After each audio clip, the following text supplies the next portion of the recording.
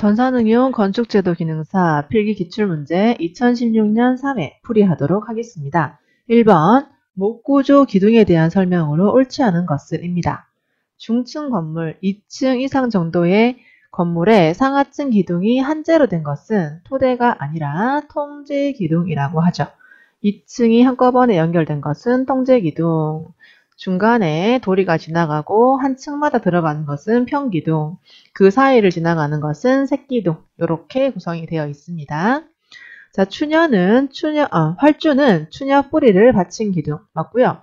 추녀가 이렇게 좀 길게 나올 때 이 끝을 받쳐주는 것을 활주라고 보시면 되겠습니다. 신벽식 기둥은 노출된 형태라기보다는 기둥이 노출된 형태 이렇게 봤으면 좋겠습니다. 우리나라 한옥 구조에 많이 들어가게 되고요. 이렇게 기둥이 들어가게 되면은 색기둥에 이렇게 벽면을 대게 되는데 그러면 벽의 입장에서 봤을 때 벽이 깊어지게 되겠죠. 그래서 신벽식 기둥은 노출된 형태라고 보시면 되겠습니다. 기둥의 형태가 밑둥부터 위로 올라가면서 점차 가늘어지는 것을 흘림 기둥이다 라고 합니다. 우리 무량수전 배흘림 기둥 이렇게 생긴 것이라고 보시면 좋겠습니다. 자, 2번 신축 이음을 설치해야 되는 위치와 관련이 없는 것은 이라고 나왔고요. 기존 건물과의 접합 부분은 기존 건물이 있고 증축을 하는데 하나의 벽으로 쳐버리면은 이런 진동이나 충격이 발생했을 때 같이 크랙이 갈 수 있기 때문에 중간에 줄눈이 한번 있는 것이 좋고요. 저층의 긴 건물도 중간에 한번 줄눈을 주시는 게 진동이 발생했을 때 서로 영향을 덜 주는 거고요. 고층 건물의 접속 부분 위로 올라가는 것도 길게 올라가기 때문에 중간중간에 한번 끊어주시면 좀 더 안정적이다라고 보실 수 있고요. 복잡한 평면의 교차도 줄눈을 주시면 좋겠습니다. 그런데 소규모의 바닥판에는 굳이 신축 줄눈이 들어갈 필요가 없고요. 대규모 바닥판 여기는 줄눈을 넣어서 크랙을 방지하는 것이라고 보시면 좋겠습니다. 답은 4번.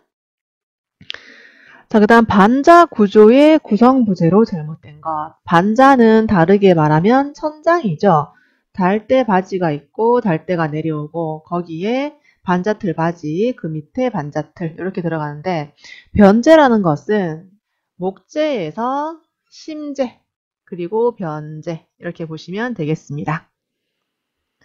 4번 쉘 구조 나왔던 문제고요. 시드니 오페라 하우스 대표적인 건축물이라고 보시고 원래 쉘 구조는 대략 이런 형태 지붕을 곡면을 이용해서 만들어주는 것 지붕 또는 벽을 다음 페이지 역학 구조상 비내력벽에 포함되지 않는 벽은 힘을 받지 않는 벽이에요. 막만 친다고 해서 장막벽, 칸막이의 역할 그리고 장막벽이나 커튼널이나 좀 비슷한 개념 전단벽은 전단력을 받는 벽이라고 보시면 되겠고요.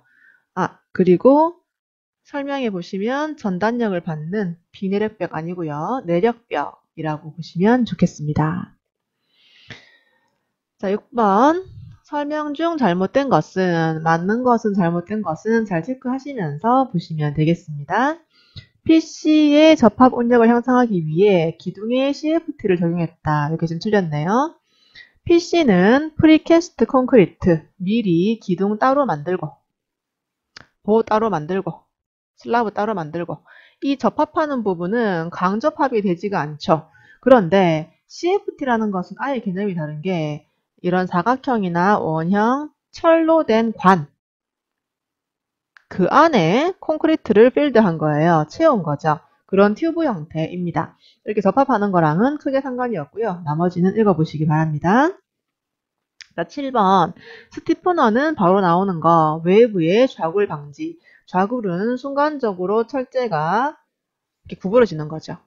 지속적인 하중을 받으면 순간적으로 탁 접어지는 것, 부러지는 것 또는 접어지는 것 이렇게 보시면 되겠고요. 키워드 다시 한번 확인하시기 바랍니다. 자, 8번 두 개소의 개구부를 가진 조적식 구조에서 대린벽은 직각벽, 구획된 벽의 길이가 6m일 때 최대 계곡의 폭의 합계는 3분의 1 이하를 유지하세요. 3분의 1이래. 2분의 1 이하를 유지하세요. 라고 되어 있는데 3m 이하가 되면 되겠죠. 자, 9번 I 형광의 외부를 톱니 모양으로 절단 후 I 형광이 있어요. 거기를 이렇게 톱니 모양으로 절단을 하게 되면 중간에 이런 구멍이 뻥뻥 나겠죠. 이런 식으로. 이 구멍이 난 곳으로 어떤 배관 같은 것들이 지나가도록 하는 건데요. 허니콤보의 설명이다 라고 보시면 좋겠습니다. 자, 10번 상현재와 하현재 H빔 모양이라고 치고요. 수직으로 연결된 것은 비렌딜 트러스 이렇게 알아주시면 좋겠습니다.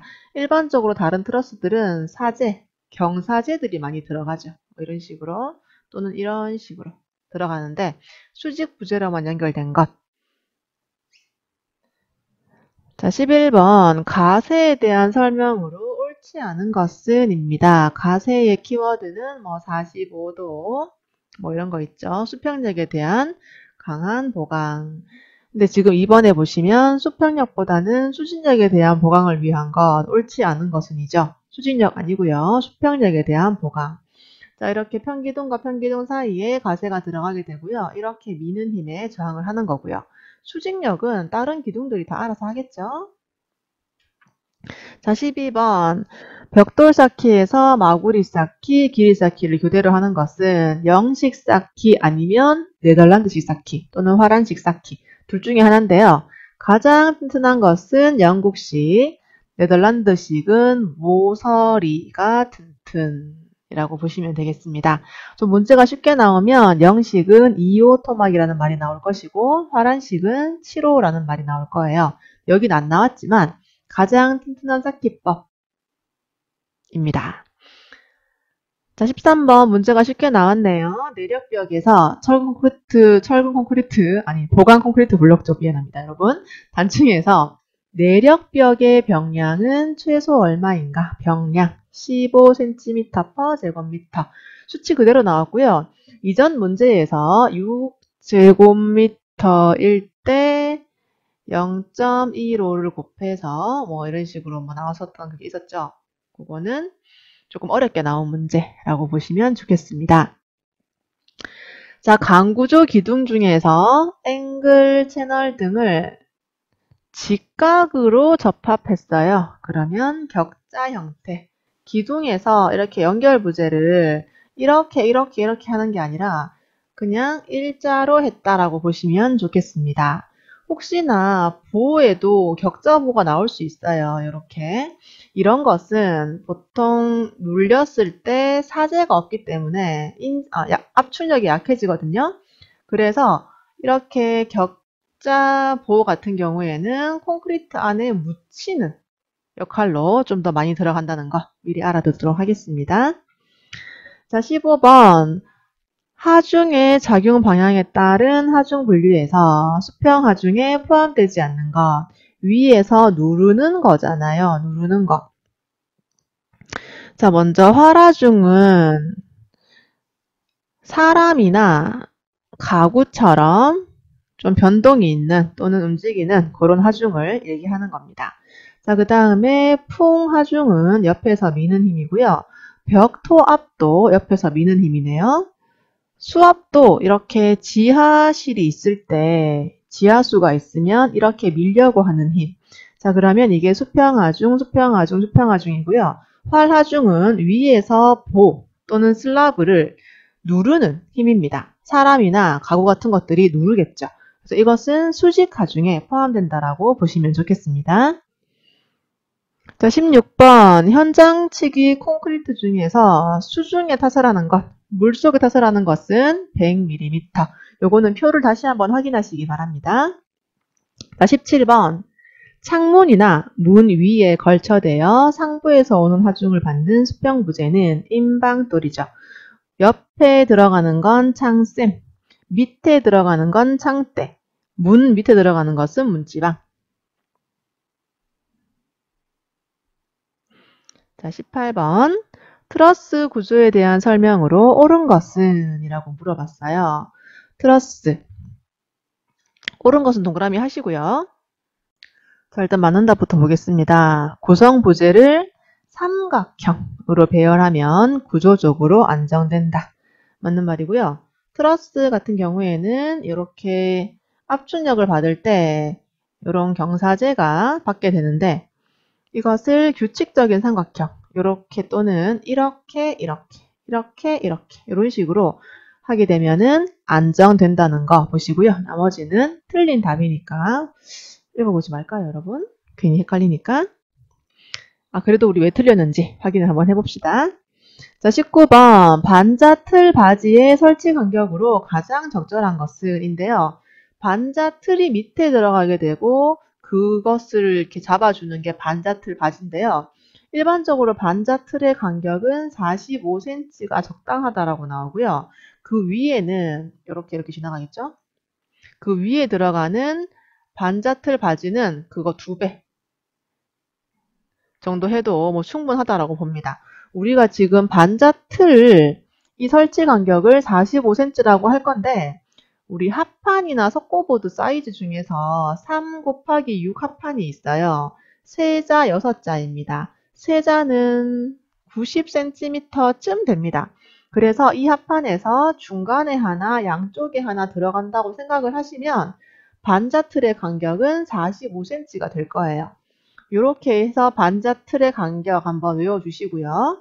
그거보다는 이제 2배 정도 하나 걸러 하나의 느낌으로 들어가는 것이 90cm라고 좀 알아주시면 암기하는데 좀 더 편리하실 겁니다. 자, 20번. 목재의 접합에서 두 부재가 이렇게 있는 부재가 직각 또는 경사로 짜여지는 것을 무엇이라고 하나요? 라고 하는데 대표적으로 장부 맞춤이라는 게 있어요. 장부 맞춤은 이렇게 생긴 기둥에 이렇게 튀어나온 홈을 만드는 거예요. 그리고 토대같이 이렇게 지나가는 부재에 쏙 들어간 부분을 만드는 거죠.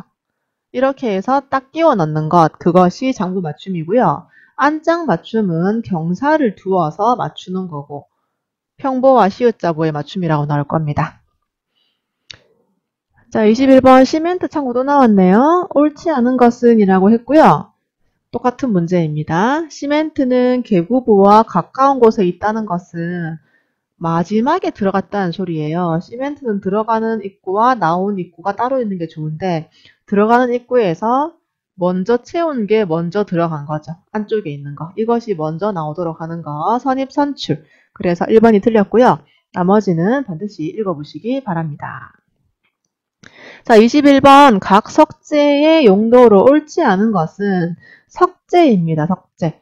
자, 그 화강암은 압축력도 괜찮고 빗물에도 강해서 외장재, 그리고 전파남은 한 장 한 장 뜰 수 있다고 했습니다. 천연 슬레이트 개념이에요. 맞고요. 그리고 이거 답 아니고, 그리고 대리석은 실내 장식재, 고급 장식재로 쓰고 있죠.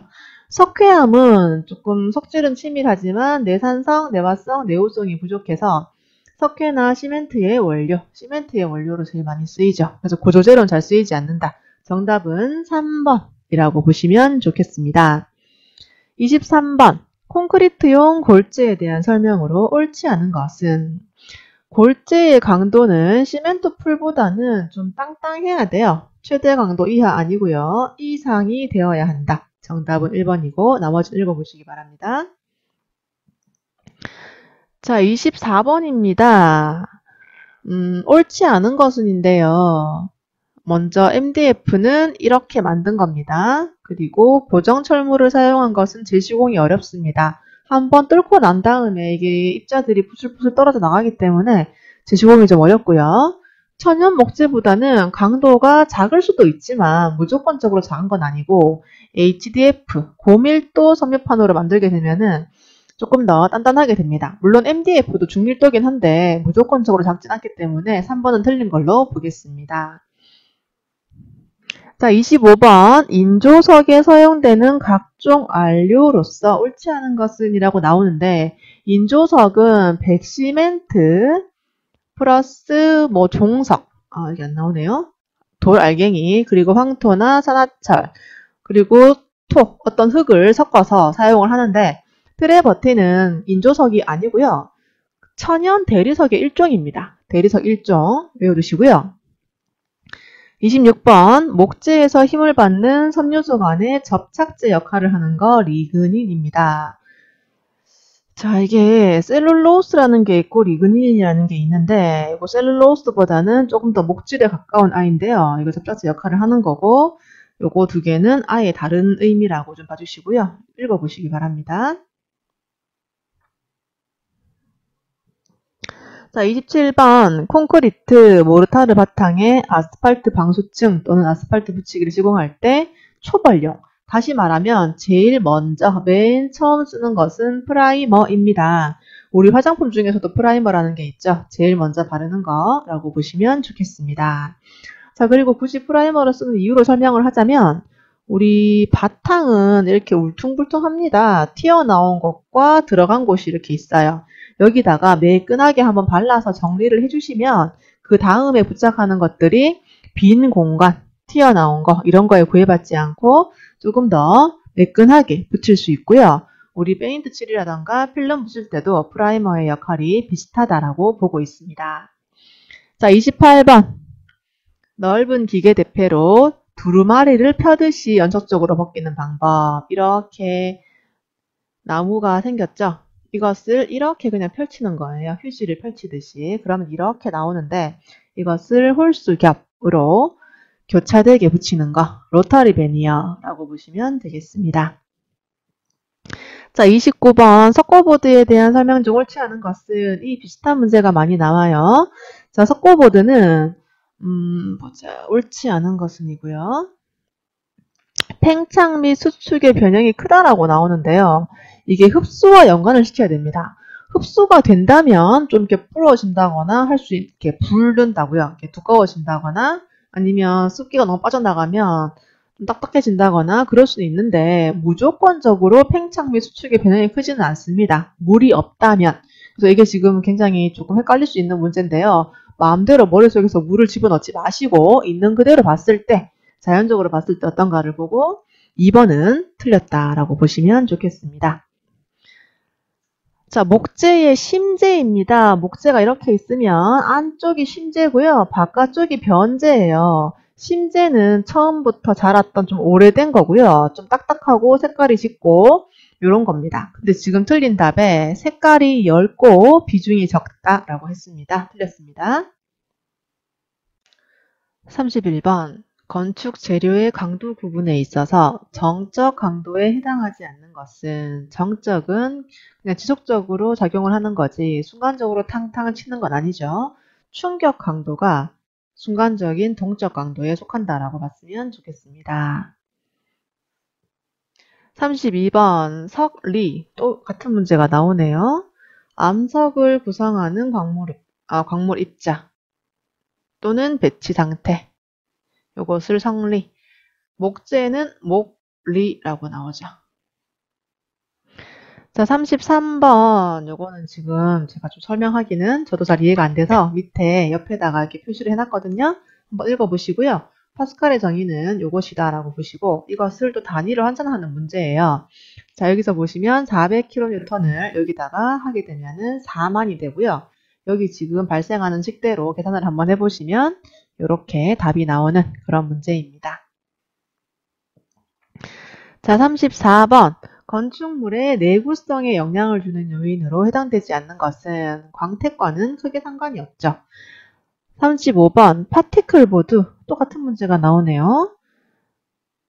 수분과 습도에 강하지 않고요. 목재이기 때문에 물을 먹을 가능성이 높습니다. 그래서 방습, 방수 처리 해주면 좋습니다. 다음 페이지. 자, 36번 한중 콘크리트의 시공에 적합한 시멘트는 추울 때 시공하는 거예요. 잘 굳지가 않겠죠. 그래서 잘 굳는 빠른 수화 반응을 일으켜주는 조강 포틀랜드 시멘트라고 보시면 되겠습니다. 자, 37번 안전유리고요. 판유리를 가열하고 급냉한다. 강화유리입니다. 키워드는 현장 절단 가공 불가능해요. 그 내용은 문제에 나오지 않았지만 계속적으로 알아두시기 바랍니다. 38번 변형률을 물어보는 거죠.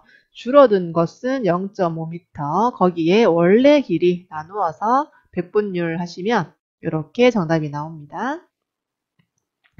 자, 39번 목재의 부패 조건으로 가장 거리가 먼 것은입니다. 밀도와는 크게 상관없고요. 온도와 수분 그리고 공기와의 접촉을 차단하면 부패균이 자라지 못한다 라는 거 알아주시면 되겠습니다. 자, 시멘트 분말도에 대한 설명으로 틀린 것은 시멘트 분말도가 클수록 이게 빨리 굳는다라고 보셔야 됩니다. 수화 반응이 빨리 일어난다. 분말도가 크다는 것은 입자가 미세하고 작다는 거예요. 작으면 작을수록 수화 반응이 빨리 일어나게 되고요. 그로 인해 초기 균열은 많아지게, 커지게 되어 있습니다. 자, 여기까지가 건축 구조와 재료였고요. 어려운 것들은 앞에 좀 모여 있으니까 그렇게 미리 예상하시고, 자, 이제 그 다음부터 들어가는 것은 건축 계획인데요. 이렇게 읽어보면 알 수 있도록 준비를 해 놓았습니다. 그러니까 여러분들이 천천히 시간을 두시고 읽어보시면 되겠습니다. 제가 몇 가지만 설명할게요. 압력 탱크식 급수 방법. 보통은 우리가 고가 탱크 방식이죠. 고가 수조 방식. 수조를 이고 있다가 거기서 떨어지는 물의 힘을 이용해서 물을 틀게 되는데, 압력 탱크는 지하실에다가 탱크를 설치하는 거예요. 그래서 위로 쏴 올리는 그런 방식이죠. 자, 거기서 이제 맞는 것은 찾아보시면 되겠습니다.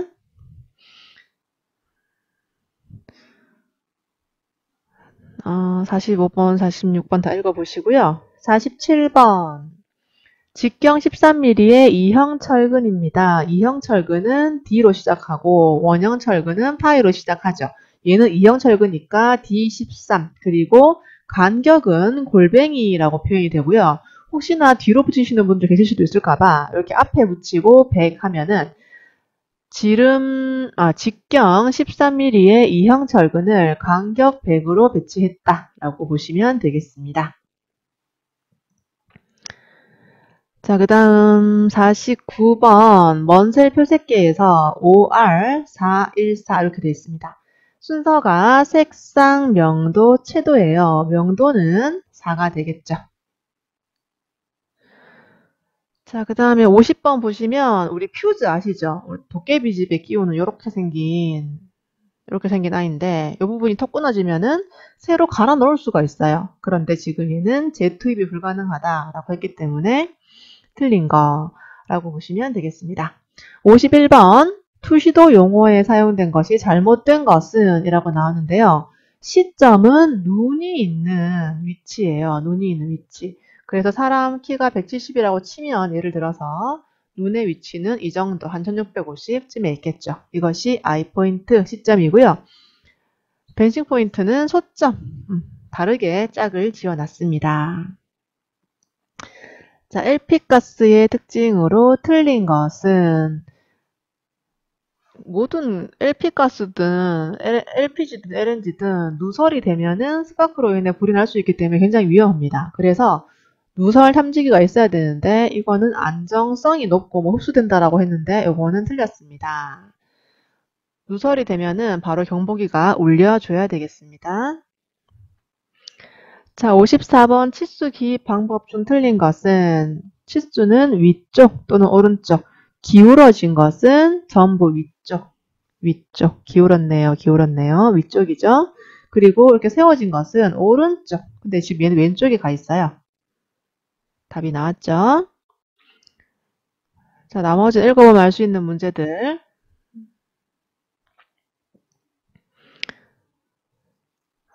그리고 지금 공기 조화 방식 중에서 좀 많이 나오는 문제가 전수 방식과 전공기 방식이 있죠. 이중 덕트, 단일 덕트, 멀티존 유닛 이런 것들은 전부 공기로 조화를 시키는 건데요. 지금 전수 방식이라는 말 나오죠. 전수 방식은 유일한 거 하나 있어요. 펜코일 유닛. 고급 호텔이나 병원 등에 쓰이는 물로 공기를 조화하는 방식입니다. 자, 60번 1200형 에스컬레이터의 공칭 수송 능력은 요거는 참고로 좀 알아둘게요. 최근에 이 문제가 좀 나오더라고요. 에스컬레이터가 좀 좁은 건 한 사람밖에 못 지나가는 에스컬레이터가 있고요. 이렇게 1200mm로 넓은 거, 중간에 줄이 있는 건 아니에요. 오해의 소지가 없기를. 중간에 줄이 있는 게 아니라 이렇게 넓은 경우에는